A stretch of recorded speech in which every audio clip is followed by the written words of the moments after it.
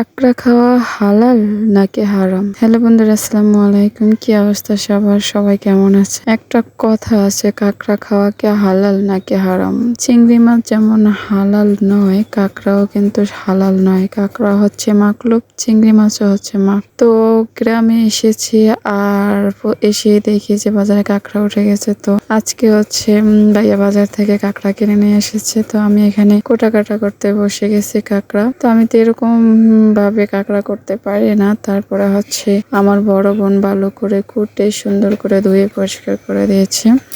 তো এগুলো হচ্ছে এখন আমি রান্না করব। আর রান্না করার জন্য, কাঁকড়া রান্না করার জন্য যেটা সবচাইতে প্রয়োজন সেটা হচ্ছে নারকেল। তো এখানে হচ্ছে আমি নারকেলটা কেটে নিচ্ছি, কিন্তু আমি নারকেলটা কাটতে পারি নাই। তারপর অবশ্য আমার বোন হচ্ছে নারকেলটা কাটে। তো আমি অনেক চেষ্টা করার পরও কিন্তু পারি নাই। তো এই তো দেখুন নারকেলটা কাটা হয়ে গেছে, আর আমার বোন হচ্ছে একটু পানিও ফেলে দিয়েছে। যাই হোক, এটা কোনো ব্যাপার না। তো এই দেখুন নারকেলটা কত সুন্দর, যেমন ছিল বড় তেরকম একদম সাদা মোটা টাইপেরও ছিল।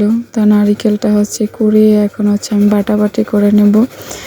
তো কাঁকড়াতে দেওয়ার জন্য পেঁয়াজ বেটে নেব, আর আদা রসুনও হালকা লাগবে, সেজন্য আদা রসুন বাটা ফ্রিজে ছিল। তো আমি এখানে পেঁয়াজটা বেটে নিয়েছি, আর নারিকেলটাও বেটে নেব। তো এই তো দেখুন আমি নারিকেলটাও বেটে নিচ্ছি, একদম মিহি করে নারিকেলটা বাটবো। তো আমি প্রথমবার একদম ভালো করে বেটে নিয়েছি, তারপরে আরও একবার নারিকেলটাকে আমি আরও মিহি করে বেটে নেব। এটা যত মিহি হবে ততই মজা হবে। আর আপনারা চাইলে এই নারিকেলটা থেকে দুধ বার করেও নিয়ে দিতে পারেন, কিন্তু আমরা হচ্ছে একটু বেটে তারপরে দেই। তো এই তো দেখুন আমার নারিকেলটা বাটা হয়ে গেছে। এখন আমি সরাসরি রান্নায় চলে যাব। আর আজকের রান্নাটা হচ্ছে সরিষার তেল দিয়ে করব। সেজন্য সরিষার তেলে প্রথমে কাঁকড়া দিয়ে দিলাম, একটু নুন হলুদ দিয়ে কাঁকড়াটাকে ভালো করে ভেজে নিচ্ছি। তো এই তো কাঁকড়াটা একদম ভাজা ভাজা হয়ে গেছে। আর কাঁকড়াটা ভাজা ভাজা হয়ে গেলে আমি অন্য একটা পাত্রে এটাকে সুন্দর করে নামিয়ে নেব। আর এই পাত্রেতেই আমি হচ্ছে একটু সরিষার তেল ঢেলে দেব। সরিষার তেল ঢেলে দিয়ে তার ভেতর হচ্ছে পেঁয়াজ আর সেই যে বললাম আদা রসুন বাটা, সেটা দিয়ে দিলাম। দিয়ে একটু পানি দিয়ে সমস্ত মশলা দিয়ে কষিয়ে নেব সুন্দর করে। কষিয়ে নিয়ে হচ্ছে আমি তারপরে হচ্ছে নারিকেলটা দিয়ে দেব। নারিকেলটা দিয়েও সুন্দর করে কষিয়ে নেব।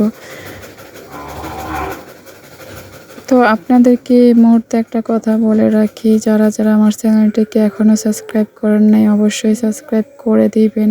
আর গ্রামে যখন এসেছি, গ্রামের কোন দৃশ্যটা দেখতে আপনাদের বেশি আগ্রহী আমাকে কমেন্ট করে বলবেন, আমি সেটাই দেখানোর চেষ্টা করব। তো এই তো বলতে বলতে আমার রান্না প্রায় শেষ। তো তারপরে দেখি হচ্ছে ভাইয়া বাজার থেকে অনেকগুলো মাছ এনেছে। তো আমরা সেগুলা কাটা করতে বসে গেছি। আর আজকে যেহেতু শুক্রবার নামাজ পড়বো, সেজন্য গোসল টোসল করে একদম নামাজ কালাম পড়ে খাইতে বসে গেছি। আর আজকে হচ্ছে বেগুন ভাজা, কাঁকড়া আর হচ্ছে ডাল, এই দিয়ে হচ্ছে আজকের খাবারটা খেয়ে নেব। তো আজকে এ পর্যন্তই ছিল। আর কাঁকড়ার ঠ্যাংগুলোও কিন্তু নিচে, এর ভিতরে হচ্ছে চিংড়ি মাছের মতো একদম ছিল, খেতে খুব ভালো লাগছিল আমার কাছে। তো একদম অন্যরকম একটা রেসিপি ছিল। আপনারা অবশ্যই এভাবে বাসায় ট্রাই করে দেখবেন, একদম মজা পাবেন। অনেক অনেক ভালো খেতে লাগে। তো আজকের ভিডিও এ পর্যন্ত। সবাই ভালো থাকবেন, সুস্থ থাকবেন, আমাদের জন্য দোয়া করবেন।